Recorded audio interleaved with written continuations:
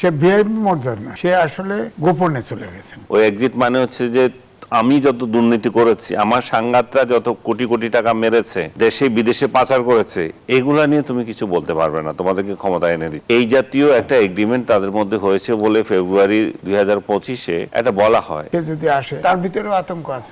যারা বেবি আজিজ, আপনাকে দিয়ে আলোচনাটা শুরু করি। যেমনটি বলছিলাম যে ডক্টর মোহাম্মদ ইউনূসের প্যারিস সফরকে ঘিরে কিন্তু রাজনৈতিক অঙ্গনে আমরা দেখছি ধূম্রজাল সৃষ্টি হয়েছে এবং ঈদের আগে তড়িঘড়ি করে প্যারিসের উদ্দেশ্যে যাত্রা শুরু করা, যেই মুহূর্তে বাংলাদেশের কিচেন ক্যাবিনেটের আলোচনা এক ধরনের তোলপাড় সৃষ্টি হয়েছে, সবকিছু মিলিয়ে কিভাবে মূল্যায়ন করবেন? দেখেন, ওখানে যা কি করছে এটা তো আমাদের কাছে প্রমাণ নাই, তবে মাস মিডিয়ায় এটা নিয়ে কথা হচ্ছে। তিনি 27 তারিখে ভোর 7টার সময় টার্কিশ এয়ারলাইন্সে প্যারিসে চলে গেছেন। সে ভিআইপি মর্যাদা নয়, সে আসলে গোপনে চলে গেছেন। এটাই হবে, তার সাথে তার এক বান্ধবী আছে। তো ওখানে গিয়ে শোনা যাচ্ছে আইরিশ রিপাবলিকান আর্মি, রাশিয়ান বাহিনী, তাদের সাথে আলোচনা হচ্ছে, বলা হচ্ছে। আমি তো দেখলাম যে ইউটিউবেও বলছে, আমি দেখলাম, শুনলাম। সুতরাং ওখানে তার সম্পর্কে ধারণাটা কেন তৈরি হয় তা নিয়ে তো কারো অ্যাসেসমেন্ট নাই। সে যে কী করবে তা তো বলা যায় না। দেশটাতে ফোকলা করে চলে গেছে সে। এখন আবার নতুন করে এই -2 -3 সরকার ফেলায় দেওয়া, এই ষড়যন্ত্র তো সে করতে পারে। এই কারণে হয়তো প্যারিসে নিরাপদে যায়, ওখানে করতেছে। বাংলাদেশে তো তার পক্ষে একা হাঁটা সম্ভব না। সে ধরেন আপনার এসএসএফের, সে 1 বছরের জন্য এসএসএফের পাহারা আছে না তার, সে মানে 7টার সময় লুকায় গেল কেন কেউ জানলো না। কোনো ভিআইপি প্রোটোকল নেই, কিচ্ছু নেই। সে পালায় গেছে, পালায় গেল, গোপনে গেছে। তার সাথে তার এক বান্ধবী ছিল। এটি আলোচনা সে কি পালিয়ে গেছে? এটা তো পালিয়েই যাওয়া। সে যাবে, সে প্রধান উপদেষ্টা ছিলেন, তিনি সরকার প্রধান ছিলেন, তিনি এসএসএফ তার এখনো পাহারা আছে 1 বছরের জন্য। তিনি ওখানে যাবেন, ভিআইপি মর্যাদায় যাবেন, জানাজানি করে যাবেন। অনেকেই তো, আমি যেটা শুনলাম যে সে খুব অনেকটা গোপনীয়তা ভাবে সে পার চলে গেছে। যদি কেউ আটকায়, তার ভিতরেও আতঙ্ক আছে, তো আতঙ্ক আছে। কারণ এই যে কিচেন ক্যাবিনেট আলোচনা হচ্ছে ইত্যাদি ইত্যাদি। সুতরাং ওইখানে সে অনেক খারাপ কিছু করতে পারে, কারণ সে যতটুকু কথা বলে না, কিন্তু তার মতো লোভী লোক আমার কাছে মনে হয় নাই। আমি কিন্তু বলেছি যে আমি একটা ছাগল, আমি তার পক্ষে টকশো করেছি, তার পক্ষে আমি লিখেছি, প্রমাণ আছে। কিন্তু আমি বুঝিনি, একমাত্র শেখ হাসিনা তাকে বুঝেছিল। আমি ছাগল, আমি বুঝতে পারিনি। আমি এই টকশোতে তার পক্ষে গিয়ে অনেক হ্যাকেল হয়েছি, কিন্তু লিখেছিও তার পক্ষে। তারপরেও আমি দেখলাম যে আমার কাছে মনে হয়েছে সে একটা জাতীয় সম্পদ। সে যদি আসে, সে নিজেও বলতো যে দেশে নানান রকম অর্থ সাহায্য ইত্যাদি ইত্যাদি আসবে, দেশটা আপনার সিঙ্গাপুর হয়ে যাবে, অমক হয়ে যাবে ইত্যাদি ইত্যাদি। কিন্তু সে আসার পরে দেশটা একদম ফোকলা করে ফেলছে, তরুণ সমাজ ধ্বংস করে দিছে। তরুণদের কোনো আর সুযোগ নেই, তরুণদের শেষ, অর্থাৎ 3-4টে জেনারেশন সে শেষ করে দিছে। একটিবারের জন্য বলে নাই যে নেপালরা তরুণরা আন্দোলন করেছে, 35 বছরের একটা ছেলে প্রধানমন্ত্রী।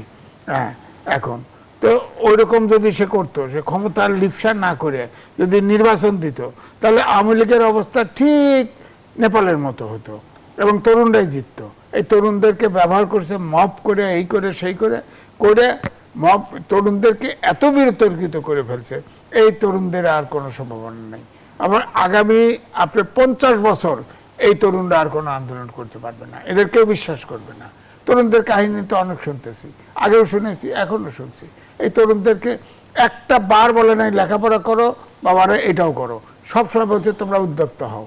সে একজন কি ব্যবসায়ী, 2 নম্বরই ব্যবসায়ী, সবাই 2 নম্বরই ব্যবসায়ী ঢুকাইতে চায়। তার নামে দেখেন কত কিছু করছে। এই যে দিয়ে বাড়ি উত্তরা যান, অর্ধেক কিনে ফেলছে সে, কিন্তু তার ব্যক্তিগত নামে না, হয় গ্রামীণ ফোনের নামে, না হলে ওই গ্রামীণ ব্যাংকের নামে ইত্যাদি ইত্যাদি করছে। তো সুতরাং এখন সে বিদেশে গেছে, বিদেশে এখন তো যাওয়ার তার দরকার ছিল না, সে গেছে। যাওয়ার পরেও এত সকালে কেন গেল? সে আর একটু ভিআইপি মর্যাদা জানাজানি করে সে পেপার পত্রিকায় দিয়ে যাবে না? কোনো খবর নাই। হঠাৎ করে মাস মিডিয়ার মাধ্যমে আমরা শুনতেছি সে বিদেশে গেছে, এবং এও শুনতেছি ওখানে যা বৈঠক করতেছে। এই বৈঠকে সে ধ্বংসাত্মকও করতে পারে, নাও করতে পারে, প্রমাণটা আমাদের কাছে নাই। তবে যেটা শুনতেছি, সে কিন্তু যতই বলেন, আমার মনে হয় ক্ষমতার লোভ কিন্তু তার দারুণ দারুণ।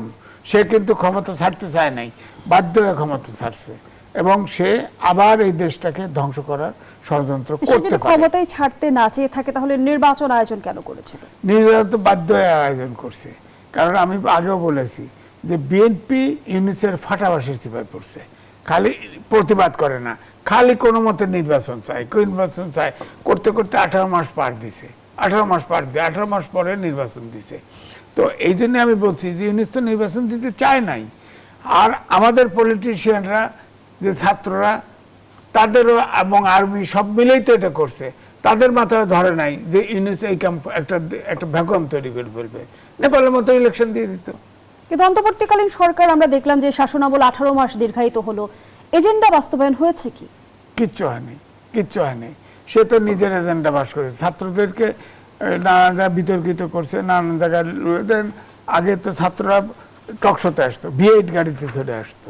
আরে ভাই, ভ্যান গাড়ির থেকে রুটি খাইতো, তারা V8 গাড়ি তোলে।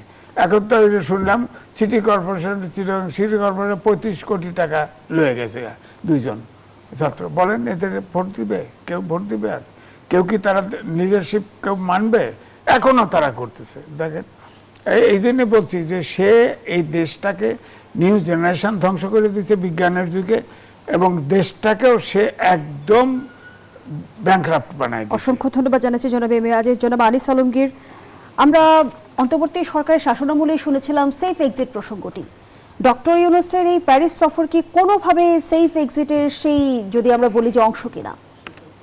না, আমার মনে হয় এটা একটা ভুল বোঝাবুঝি হচ্ছে, যে সে বাংলাদেশ হচ্ছে তার জন্য একটা সোনার হাঁস। এখান থেকেই তো নিয়ে খাবে, এখান থেকে তো কোটি কোটি টাকা সরকারে কোষাগারে সে দেয় না, যত দুর্নীতি, যত তার ব্যবসা, সবকিছু তো এখান থেকে সে সেফ এক্সিট নিয়ে কোথায় যাবে? কারণ এক্সিটের প্রশ্ন কখন আসে? যখন আপনি তার বিরুদ্ধে মামলা করবেন সে ধারণা করে। কিন্তু জনাব এম এ আজিজ যেমনটি বলছিল তিনি পালিয়েছেন, আসলেই কি তাই? আমার মনে হচ্ছে না উনি পালিয়েছেন। উনি ওইখানে কোনো ষড়যন্ত্র করতে গেছেন, বা ওনার তো বিদেশ ছাড়া ওনার বাঁচে না। যেমন দেখেন না আপনি, 14 মাসের শাসন এসে 14 বার বিদেশে গেছে, এবং বাপ টাকা খরচ করে ওর রাজকীয় করে বিমান ভাড়া করে যতগুলো লোক নিয়ে গেছে। তো এবার তো তার বান্ধবী ছাড়া, উনি যেটা বললেন, তার কথিত বান্ধবী ছাড়া আর কেউ কে গেছে আমি জানি না। বাট আমি মনে করি যে এটা তার পার্সোনাল সফর, আর কিছু ষড়যন্ত্র যেগুলো আভাস পাওয়া যাচ্ছে হইতে পারে, এটা আমি এখনো জানি না। কিন্তু এখনো পর্যন্ত প্রকাশ্যে যে নিউজগুলো আসছে, সেখানে প্যারিসের মেয়রের সাথে বৈঠক করেছিল আরেকজন ছোটখাটো একজন ক্রেডিট প্রোগ্রামে একটার সাথে দেখা হয়েছিল, যে এনজিও প্রোগ্রামে। এটা ফ্রান্সের এক মন্ত্রী ছিল, সেখানে তরুণীদের আগামী প্রজন্ম, তরুণ নেতৃত্ব আসবে, তরুণীরাই দেবে, এই জাতীয় মানে বাকওয়াজ বক্তৃতা, যেটা সে সবসময় দিয়ে আসে, ওই ধরনের একটা বাকওয়াজ বক্তৃতা দিয়েছে। আমি যতটুকু জানি সে 3 তারিখে চলে আসবে, 3 জুনে চলে আসতেছে। কারণ বাংলাদেশ ছেড়ে কেন যাবে? এই সরকার তো তাকে এমন কোনো বাধা দেয় নাই। এই সরকার তো এখন পর্যন্ত যেটা চালাচ্ছে সেটা ইউনূসের এক্সটেনশন হিসেবে চলতেছে। ইউনূসের অপকর্ম যা আছে তার বিরুদ্ধে কোনো ব্যবস্থা নাই। ইউনূস 600 শিশুকে মেরেছে, মানে হত্যাকারী ইউনূস এবং তার আরেক বান্ধবী মিলিয়ে। কই সেগুলো নিয়ে তো কোনো বিচার নাই, কোনো কথা নাই, শব্দ নাই, সরকারের তরফ থেকে কোনো টু শব্দ করছে না। মাঝে মাঝে বলে, মানে ইউনূস দায়ী সেরকম কোনো কেউ বলছে না, মন্ত্রী থেকে শুরু করে সর্বোচ্চ পর্যায়ে থেকে কেউ ইউনূসকে দায়ী করছে না। ইউনূস গণতন্ত্র হত্যা করছে বাংলাদেশে, যে 18 মাসে যেভাবে সমাজকে বিনষ্ট করছে, যেভাবে মানে কি করব, প্রত্যেকটা সেক্টর নষ্ট করে দিয়ে গেছে। তার জন্য তাকে জবাবদিহিতে আনার জন্য বারবার যখন রিট করা হয়েছিল, তার দুর্নীতি নিয়ে কথা উঠছিল, কোনো কিছুই আইনের ছোঁয়ার বাইরে ছিল সে। কারণ এগুলো সব আদালত থেকে ফেলে দিচ্ছে। রহস্যজনক নীরবতা কেন?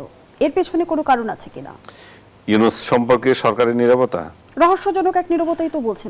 এটাই হচ্ছে যে সেফ এক্সিট যেটা আপনি বলছেন, ওই এক্সিটের পার্ট। ওই এক্সিট মানে হচ্ছে যে দেশ ছেড়ে চলে যাওয়া না। ওই এক্সিট মানে হচ্ছে যে আমি যত দুর্নীতি করেছি, আমার সাংঘাতরা যত কোটি কোটি টাকা মেরেছে, দেশে বিদেশে পাচার করেছে, এগুলা নিয়ে তুমি কিছু বলতে পারবে না, তোমাদেরকে ক্ষমতা এনে দিচ্ছি। এই জাতীয় একটা এগ্রিমেন্ট তাদের মধ্যে হয়েছে বলে ফেব্রুয়ারি 2025-এ এটা বলা হয়। এবং ডক্টর ইউনূস সম্পর্কে সরকারের যে মনোভাব এবং বিরোধী দল জামাত সহ অন্যরা যেভাবে কথা বলতেছে যে সেই অংশের সেই চুক্তির অংশ কিনা যে তার সম্পর্কে নীরব থাকা, এটা কিন্তু মানুষের মনে প্রশ্ন দেখা দিয়েছে। ইউনূস আবার আরেকটা বাতাস তুলে দিয়েছে যে তাকে রাষ্ট্রপতি করা হতে পারে। ইউনূস এবং তার চেলারা, যেমন ওই যে ডাস্টবিন শফিক গ্রুপ আরো যারা যারা আছে, এরা এমন একটা বাতাস তুলতেছে যে ইউনূসকে আবার ক্ষমতায় আনা হবে। এবং তারা কিন্তু কেউ ত্যাগ করে না। ইউনূস কয়দিন ধরে একটু নীরব ছিল, কিন্তু তার যে সাঙ্গপাঙ্গা যারা ছিল, এই যে আরেকটা আউট, এই যে ওর নাম কি জানে, সিনেমা বানায় ফারুকি, ও সহ সবগুলো আবার ইউনূসের চাটাচাটি শুরু করে দিয়েছে। এই চাটাচাটির অর্থ হচ্ছে যে ওরা একটা ইমপ্রেশন দিতে চায় পাবলিকের কাছে যে ইউনূস কিন্তু শেষ হয় নাই, ইউনূস আবার আসতেছে, ক্ষমতা আসতেছে। তাকে মুদ্রার ও পিঠের গল্প তো আছে, আমরা তো দেখছি উপদেষ্টা পরিষদের সদস্যরাই এখন কিচেন ক্যাবিনেটের কথা বলছে। না, কথা ছিল যে উনি সেখানে যে গিয়েছেন, ষড়যন্ত্রের যে বিষয়টা এখন সোশ্যাল মিডিয়ায় উঠেছে, দুইটা সশস্ত্র অর্গানাইজেশনের সঙ্গে তার বৈঠক, যেগুলো বিভিন্ন দেশে গুপ্ত হত্যার জন্য লোক পাঠায়, ওই ধরনের অর্গানাইজেশনের সাথে ওনার এই মুহূর্তে বৈঠকের কেন দরকার হলো? তার মানে কি উনি বাংলাদেশে আরেকটা এই ধরনের কোনো টালমাটাল পরিস্থিতি সৃষ্টি করতে চান কিনা? এগুলো সব আলোচনা, এগুলো স্পেকুলেশন। আমি পার্সোনালি এটা বিলিভ করছি না, আবার ফেলেও দিচ্ছি না। 11 সময় আমরা দেখেছিলাম -2 ফর্মুলা বেশ আলোচিত ছিল, বর্তমান সময়ে একই ফর্মুলার কথা বারবার বলা হচ্ছে। আছে, এই সরকারকে যদি করতে পারে, মাইনাস করতে পারে, মনে করেন 5 অগস্ট দিয়ে বাংলাদেশের সবচেয়ে বড় একটা রাজনৈতিক দল, তাকে আপনি মাইনাস করে দিয়েছেন। এখন যদি আরেকটা বড় রাজনৈতিক দল যারা এখন ক্ষমতায় আছে, তাদেরকে যদি আপনি মাইনাস করতে পারেন, তাহলে কার সুবিধা হবে? তাহলে সুবিধা হবে জামাত আর এনসিপি বা ওই উগ্র দক্ষিণপন্থী যারা আছে, তো তাদেরও তো খায়েশ আছে যে তাহলে বাংলাদেশের রাষ্ট্র ক্ষমতায় যেতে চায়। এবং আপনি ইউনূস সম্পর্কে যদি কোথাও সোশ্যাল মিডিয়ায় কমেন্ট করে দেখেন বা কোনো আলোচনা করে দেখবেন যে যাকে বট বাহিনী আপনাকে আক্রমণ করছে, এবং তার মানে জামাত এবং এই যে এনসিপি আক্রমণ করছে, এবং তার মানে সে তাদের গুরু হিসেবে আছে, তাদেরকে প্যাট্রোনাইজ করেছে। তারাই তো চেয়েছিল যে ইউনূসকে আর 5 বছর রাষ্ট্র ক্ষমতা রেখে দিতে, যাতে করে এই উগ্রবাদের চর্চা আরো ভালো করে হতে থাকে এবং বিভিন্ন জায়গায় তারা শিকড় গজাতে পারে। এখন যে শিকড় গড়াচ্ছে, যে ভেরি রিসেন্টলি যে দুইটা, আপনি হয়তো ওই প্রসঙ্গ আসবেন, যে কুমিল্লার কথা বলছে, যে কুমিল্লা জেলা পরিষদ থেকে যে টাকা নিয়ে গেছে, দেখা যাচ্ছে যে একজন সমন্বয়ক নিয়েছে 10 কোটি টাকা, আরেকজন সমন্বয়ক নিয়েছে 15 কোটি টাকা। কিন্তু তার থেকেও বড় খবর আছে, আজকে আরেকজনে বলতেছে যে 120 কোটি টাকার মতো নিয়ে গেছে জামায়াতে নায়েবে আমির তার এলাকার জন্য। আমি জানি না সত্যতা কতটুকু, এটা উনি হয়তো জবাব দিতে পারবেন, যেহেতু অভিযোগ উঠেছে। তো তার মানে কি, আর পার্শ্ববর্তী অন্যান্য উপজেলাগুলোতে পেয়েছে 10 লাখ 20 লাখ করে, কোথায় লাখ আর কোথায় কোটি। তার মানে এগুলো কিভাবে পেয়েছে ইউনূস? তার মানে ইউনূস যে শাসনটা চালিয়েছিল 18 মাসের, যে পুরোটাই তো ছিল এই জামাত আর এনসিপি শাসন। তার সরকারে তারা ছিল, তাদেরকে টাকা দিয়ে তারা তাদের এলাকাগুলোতে ডেভেলপমেন্ট করেছে, ভোট আদায় করেছে, নীল নকশার নির্বাচন করেছে। সো ইউনূসের পক্ষে অস্বাভাবিক কিছু না। সে যদি ক্ষমতার গন্ধ পায় তাহলে যে কোনো কিছু করতে পারে। মানে বাংলাদেশে আরো যদি কয়েক লক্ষ লোক মারতে হয়, তাহলে ইউনূস সেটাও করতে আগ্রহী, তার কোনো ইয়ে নেই। সে গিয়েছে, তার সুবিধা অনুযায়ী আবার চলে আসবে। আমি জানি সে 3 তারিখে আসবে, এবং ওইখানে যে পালিয়ে আছে সেটা ঠিক না, ওইখানে বিভিন্ন কর্মসূচিতে অংশ নিচ্ছে। তবে গোপনে গিয়েছিল, এবং তার জন্য ওখানে প্যারিসে আওয়ামী লীগের লোকজন বা বাংলাদেশি অনেকেই আগ্রহ করে অপেক্ষা করছিল ডিম মারার জন্য। সে গোপনে আরেক দরজা দিয়ে চলে গেছে, তাদের সাথে দেখা হয় না। এবং কোন হোটেলে আছে এটা নিয়ে ধূম্রজাল ছিল। রাস্তা একটা ছবি আছে, সে আর তার কথিত বান্ধবী হেঁটে যাচ্ছে, এটা দেখে মনে হতে পারে যে প্যারিসে বোধহয় খুব নিরাপদে হেঁটে যাচ্ছে। না, এগুলো হচ্ছে সিম্বলিক। সেখানেও যদি সে নিরাপদে হাঁটতে চায়, মানে যদি ঘুরতে চায়, ওখানে ডিম কিন্তু অপেক্ষা করছে। সো একটা আতঙ্কের মধ্যে আছে, এবং তার নিজস্ব প্রোগ্রামগুলো গোপনীয়তার সাথে করছে সে, এবং দু একজন লোকের সাথে মিটিং করার কথা বলেছে। এগুলো হতেই পারে, দক্ষিণপন্থী 2-4 জন লোক তো তার সমর্থনে থাকবে এবং ওইখানেও আছে। তারা তো যারা বাংলাদেশকে অস্থিতিশীল করতে চায়, বাংলাদেশকে একটা উগ্র মৌলবাদী রাষ্ট্র বানাতে চায়, তাদেরও তো অংশ সেখানে তার সাথে যোগাযোগ করবে, এবং সেটা করেছেও তার সাথে। অসংখ্য ধন্যবাদ জানাচ্ছি জনাব আনিস আলমগীর। জনাব এম এ আজিজ, একদিকে অন্তর্বর্তীকালীন সরকার উপদেষ্টারা, সাবেক উপদেষ্টারা এখন অভিযোগ করছে যে 7 সদস্যের কিচেন ক্যাবিনেট অন্তর্বর্তী সরকারকে নিয়ন্ত্রণ করত। অন্যদিকে আমরা দেখছি একের পর এক বেরিয়ে আসছে জেলা পরিষদ থেকে আসিফ 15 এবং হাসনাতের 10 কোটি টাকা বরাদ্দ নেয়ার বিষয়টি। সেই সঙ্গে জনাব আনিস আলমগীর মাত্রই জানালেন যে 120 কোটি টাকা জামায়াতের নায়েবে আমির বরাদ্দ নিয়েছিল। তাহলে কি অন্তর্বর্তী শাসনামলে স্বেচ্ছাচারিতা আর রামরাজত্ব ছিল? না, দেখেন, অন্তর্বর্তীকালীন সরকারটা আলটিমেটলি জামাত এবং এনসিপির হয়ে গেছিল এবং ইউনূস তাদের নেতা হয়ে গেছিল। আপনি খেয়াল করে দেখেন, এনসিপি সম্পর্কে ইলেকশনের আগে বলেছিল সে যে অনেক তরুণ নির্বাচনে জিতবে, অনেকে মন্ত্রীও হবে, এটা বলছে না। এবং 2-1টা সিটে, জামাতের আমিরের সিট, তারপরে এনসিপির আহ্বায়কের সিট, এটির নিয়ে কিন্তু কনফিউশন আছে। অনেক জায়গায় যান, তাদের নাকি ভোট টোট কম ছিল, কিন্তু পাশ হয়ে গেছে। তো এই জন্য আমি বলি যে ডক্টর মোহাম্মদ ইউনূসকে প্রেডিক্ট করা আসলেই মুশকিল, আসলেই মুশকিল। ধরেন এই যে প্যারিসে গেছে, আনিস আলমগীর ভাই বললেন যে আপনি বলেন 7টার সময় সে একজন এখনও ভিআইপি, এখনও ভিভিআইপি, সে এসএসএফের সাক্ষী, সে তার খবর কোনো পত্রিকায় নাই, কোনো মাস মিডিয়ায় নাই। বিদেশে যা হাঁটতেছে তারপরে খবর আসছে, মাস মিডিয়ার মাধ্যমে আমরা জানতেছি। তো এটা গোপনে যাওয়া না, সোশ্যাল মিডিয়া, সোশ্যাল মিডিয়ায় এটা যাওয়া, গোপনে যাওয়া না, সে প্রকাশ্যে যায় নাই। এবং ওখানে এটা ঠিক যে ধরেন এই যেসব কথা বলা হচ্ছে যে ধরেন যারা সশস্ত্র বাহিনীর লোকজন আছে, যারা গুপ্ত হত্যা টত্যা করে, তাদের সাথে বৈঠক করেছে। যদিও আমাদের কাছে ডাইরেক্ট এরকম প্রমাণ নাই, কিন্তু তার পক্ষে সবই করা সম্ভব। মুশকিলটা হচ্ছে একটা রাষ্ট্রনায়ক বা রাষ্ট্রপ্রধান, সরকার প্রধান, তার সম্পর্কে মানুষের আস্থার বড় অভাব। তার সম্পর্কে কোনো আস্থা নাই, কারণ তিনি তার লাভের জন্য যা ইচ্ছে তাই করতে পারেন। এই হলো মানুষের ধারণা বাংলাদেশের। সুতরাং এই যে ধরেন সজীব ভুঁইয়া এবং হাসনাত আবদুল্লাহ যে 50 কোটি টাকা নিলেন, তারা তো আগেও টাকা নিয়েছেন, বললাম না আমি। ভ্যান গাড়ির থেকে টাকা খায়, V8 গাড়িতে তার দোস্তরা নাকি টাকা দেয়, এই গাড়ি দেয়, হ্যাঁ, এরকম অনেক জায়গা থেকেই তো টাকা নিছে। অনেক বড় বড় ব্যবসায়ী, অলিগার্ড টাকা দিয়ে দিয়ে, তাদেরকে টাকা দিয়ে দিয়ে নিরাপদে আছে, ব্যবসা করতেছে, সবই আছে। সুতরাং অর্থাৎ দেশটাকে, যেটা উনি বলেছেন যে ওখান থেকে যদি সে ক্লু পায়, সুযোগ পায়, তাহলে সরকারের পতন ঘটাই দিতে পারে। ধরেন মেরে দিল, কিলিং করাই দিল, সমস্যা কি? গুপ্ত হত্যা যদি করতে পারে, করাই দিল। এটা, তবে এখন যে পরিস্থিতি এত সহজ না, এত সহজ না। সে ওখান থেকে কিন্তু অলরেডি এটা কিন্তু মানুষের ভিতরে ধারণাটা তৈরি হয়েছে, যেহেতু তার ভিতরে কোনো বিশ্বাস নাই। আন্তর্জাতিক মহল কিংবা বিদেশি শক্তি কি বাংলাদেশের রাজনীতিকে খোল নলছে বদলে দেওয়ার ক্ষমতা রাখে? ক্ষমতা রাখতে না, ধরেন এই যে সজীব ভুঁইয়া প্রথমে বলছে ডিপ স্টেট আছে, এখনো বলেন কিচেন ক্যাবিনেট আছে। তো ডিপ স্টেট তো ওয়ার্ক করতেছে এখনো, আমার কাছে মনে হয় ইলেকশনের আগে এবং পরে ডিপ স্টেট। আপনি বলেন তো দুদককে, ডিপ স্টেট কি কিচেন ক্যাবিনেটের নিয়ন্ত্রক কিনা?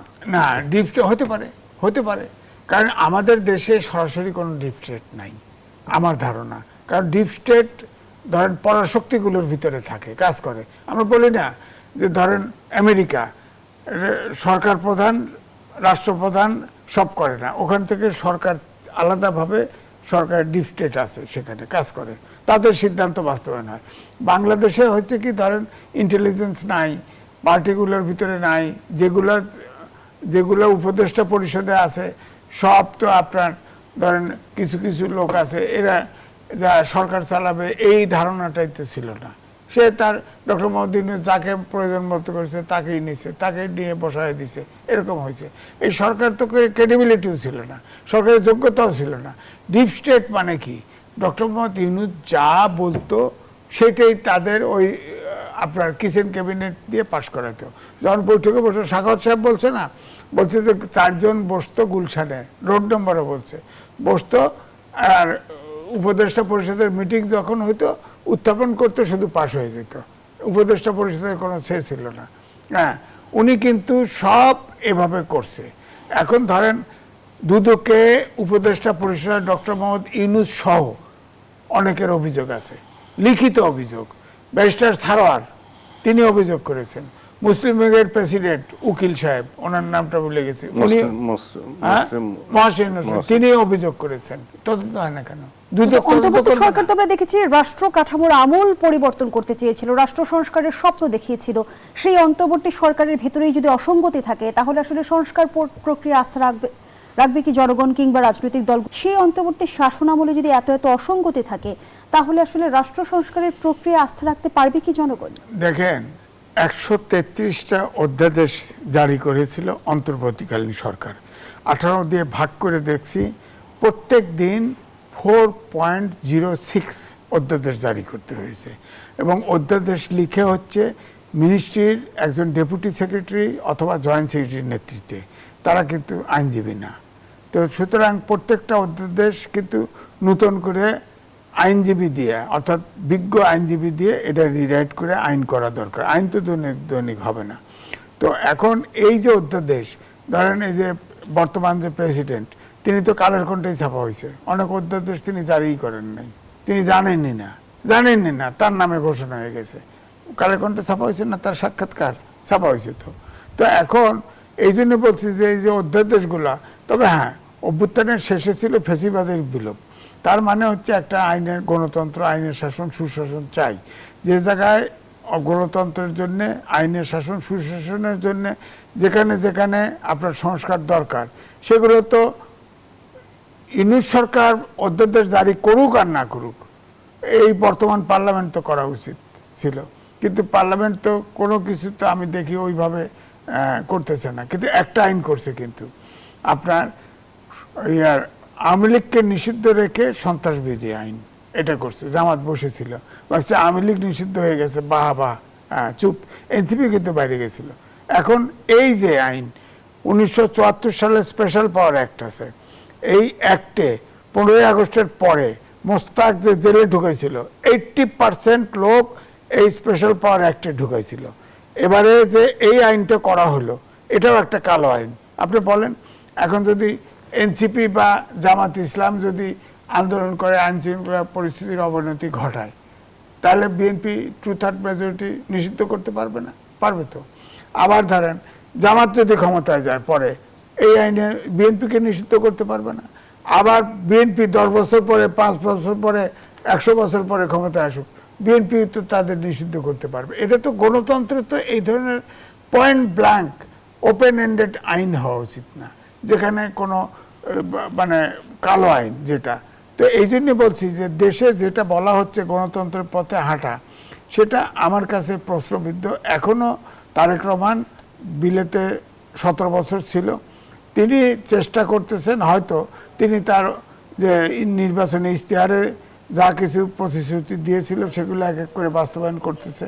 কিন্তু দেশের তো অর্থ নাই, বিনিয়োগ নাই, ব্যবসা নাই, কি করবে বলেন?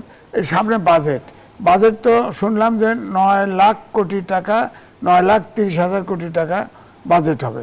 এই টাকার জন্য তো IMF-এ ঘুরতেছে, IMF তো টাকা দিতে চাইছে, ওয়ার্ল্ড ব্যাংকে, ADB-তে ঘুরতেছে টাকার জন্য। এই টাকা আগে তো 24 লাখ কোটি টাকা লোন করে রেখে গেছে ইউনূস। তো তাহলে ওই লোন শোধ করবে নাকি এই টাকা দিবে বলেন? এই যে বিদ্যুৎ ক্রাইসিস, লোডশেডিং হয়, হ্যাঁ, আদানির যে ইউনিট, এটা বন্ধ হয়ে গেছে, তার অনেক টাকা বকেয়া। হ্যাঁ, ইউনিট সরকারও কিছু, এই সরকারও কিছু দিচ্ছে, কিন্তু আদানি তো পুরো বিদ্যুৎ দিচ্ছে না।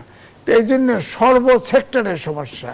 ধরেন বিদেশে আমাদের প্রবাসী এখন 4র্থ শিল্প বিপ্লবে উচ্চ বিজ্ঞান সম্পন্ন শিক্ষা ব্যবস্থা, আমাদের দেশে শিক্ষার কোনো সংস্কার কমিশন হয়নি। হ্যাঁ, এখন তরুণরা শুধু MP হতে চায়, সোজা মন্ত্রী হতে চায়, তারা শিক্ষার ব্যাপারে কোনো আগ্রহ নাই। অর্থাৎ জাতিটাকে পুরোপুরি ইউনূস ধ্বংস করে দিয়েছে। রাষ্ট্রের সিস্টেমে যদি গলদ থাকে, তাহলে সেগুলো যদি আসলে পরিশুদ্ধ না হয়, নির্বাচিত সরকার কতটা স্বাধীনভাবে কাজ করতে পারবে? হ্যাঁ, দেখেন, বিষয়টা হলো সারা দেশে 54 বছর দেশ স্বাধীন হয়েছে, 55 বছরে পড়ছে। আমরা কিন্তু জাতি গঠনের ব্যাপারে কোনো সরকার কিন্তু কোনো লক্ষ্য করে নাই জাতি গঠন। ধরেন বাংলাদেশে প্রায় 12 প্রকারের ইংরেজি, বাংলা, আলিয়াম আর কওমি মাদ্রাসা আছে। 12 সবাইকে মাস্টার ডিগ্রি দেওয়া হয়, যার ফলে কোনো জাতীয় ইস্যুতে আমরা একমত হতে পারি না। আমরা কোনো জাতি, এটা তো বিপ্লব হয় না, অভ্যুত্থান তো বিপ্লব হয় নাই। আরে বাউসেতুং লেনিনও তো 2 যুগ লাগছে কালচারাল বিপ্লব করতে, মানুষের মনোজগৎ পরিবর্তন করতে। আমরা তো কোনো জাতি গঠন করিনি। এখন তো জাতি গঠন করিনি, এখন যে জায়গায় হাত দেয় সেখানেই দুর্নীতি, সেখানেই স্বজনপ্রীতি। আপনি দেখেন কিভাবে এ দেশ ঠিক হবে, আমি তো আমার মাথায় দেয় না। এই যে এআই চালু করছে বলেন, ট্রান্সপোর্ট সিস্টেম ব্যাটারি চালিত রিক্সা চলে, কেউ তো একদিক থেকে ট্রাফিক ছেড়ে দিচ্ছে, আর একদিক দিয়ে আসতেছে। হ্যাঁ, এআই আছে, লন্ডনেও গেছে, লন্ডনে পরিবার সহ 10 দিন ছিলাম, দেখেছি এআই সব নিয়ন্ত্রণ করতেছে, কোনো লোক নাই। লন্ডনে এত পুরনো শহর, হ্যাঁ, সেখানে দোতলার উপরে বাড়ি নেই। আমরা তো সব টাকা খায় সব 20 তলা 12 তলা পারমিশন দিয়ে দিয়েছি। এখন ওখানে যে গাড়ি চলতে হবে, 7% একটা আইডিয়াল শহরে কমপক্ষে 25% ফাঁকা থাকতে হয়, আমাদের আসে 7%। তারা আবার ফুটপাত দখল করে, এই সরকারের আমি শুনলাম যে ফুটপাতও নাকি আবার তাদেরও ট্যাক্সের আওতায় আনবে। তো মানুষ চলবে কোথায়, মানুষ থাকবে কোথায় বলেন, দেশটা চলবে কি? অসংখ্য ধন্যবাদ জানাচ্ছি জনাব এম এ আজিজ। জনাব আনিস আলমগীর, বাংলাদেশের রাজনীতিতে একদিকে আলোচনা ডিপ স্টেট, অন্যদিকে কিচেন ক্যাবিনেট, অন্যদিকে প্রশাসনিক সিন্ডিকেটের কথা আমরা বহুদিন ধরে শুনে এসেছি। এবার আমলাতন্ত্রের রাজনীতিতে প্রভাবের কথাও শোনা যায়। সব মিলিয়ে রাজনীতির চ্যালেঞ্জগুলো কি? রাজনীতির চ্যালেঞ্জগুলো রাষ্ট্রটা স্থিতিশীল করা, প্রথম সৌহার্দ্য আনা, এগুলো এখন রাজনীতির সবচেয়ে বড় দেশটা বিভক্ত হয়ে আছে। আপনি এই বিভক্ত সমাজ নিয়ে রাষ্ট্র চালাতে পারবেন না, রাষ্ট্রের অর্থনীতি থাকবে না। এই যে আজকে রাত 12টা থেকে আবার পেট্রোল, অকটেন, তারপরে আপনার কেরোসিনের দাম বেড়ে গেছে। এই কয়দিন আগে বাড়িয়েছিল 20 টাকা করে বাড়িয়েছিল, এখন আবার যদি আরো 5 টাকা বাড়াইছে, 25 টাকা করে বাড়ায় যায়। ডিজেলটা দাম বাড়ায় নাই, তো মানুষ তো নাবিশ্বাস উঠবে যে প্রত্যেকটা জিনিস আপনি দাম বাড়াচ্ছেন। এই যে রিক্সার উপরে এখন অটো রিক্সা যেগুলো ছিল, ব্যাটারি চালিত রিক্সা, এদের উপর কর দিতে হবে, এবং রাষ্ট্রের জন্য একটার পর একটা দুর্যোগ অপেক্ষা করছে সামনের দিনগুলোতে। এই দুর্যোগগুলো যদি সম্মিলিতভাবে মোকাবেলা না করা যায়, যদি একটা আরেকটাকে কিলানোর পরিস্থিতি নেই, একদম সহজভাবে বললে আওয়ামী লীগকে রাজনীতিতে মাইনাস করে এই যে নিজেরা দেশ এগিয়ে যাবে, এই যে চিন্তা করে, রাজনৈতিক স্থিতিশীলতা যদি না থাকে তাহলে আপনার অর্থনৈতিক স্থিতিশীলতা থাকবে না। সেখানে বারবার হোঁচট খেতে হবে এবং বলবে যে আপনারা আওয়ামী লীগকে আনার জন্য কেন উদ্বিগ হয়ে গেছেন। আমরা আওয়ামী লীগকে আনার জন্য চাচ্ছি না, আমরা রাষ্ট্রের মধ্যে স্থিতিশীলতা চাই, রাজনৈতিক স্থিতিশীলতা চাই। এই যে একটা ঈদ গেল, অনেক লোক বাড়িতে গিয়ে ঈদ করতে পারে নাই, এই যে সংস্কৃতি, আপনি এই যে ক্ষোভ, এই যে বিক্ষোভ, যারা পারে না রাজনৈতিক প্রতিহিংসার জন্য, হাজার হাজার লোক এখনো জেলে পড়ে আছে। আপনি এইভাবে সমাজকে বিভক্ত করে ইউনূস যেটা শিখিয়ে গিয়েছে, বারবার বলছি ইউনূসের একটা এক্সটেনশন, সেটাই যদি আপনি চালাতে চান তাহলে স্থিতিশীলতা কোথায় আসবে? তো জনাব আনিস আলমগীর, আপনি আওয়ামী লীগকে মাইনাস করার কথা বলছিলেন, এই আলোচনাটা রাজনৈতিক মহলে যেমন রয়েছে, তেমনি আওয়ামী লীগ ফিরে আসার জন্য মানসিক ভাবে প্রস্তুত কিনা, কিংবা রিফাইন্ড আওয়ামী লীগের আলোচনাটা যে আমরা শুনেছি বিগত সময়ে, সেটির আমরা কোনো ভবিষ্যৎ দেখেছি? সেটা আওয়ামী লীগ জানে তারা কি করবে, কিন্তু আপনি তো একটা নিষেধাজ্ঞা তকমা লাগিয়ে দিয়েছেন।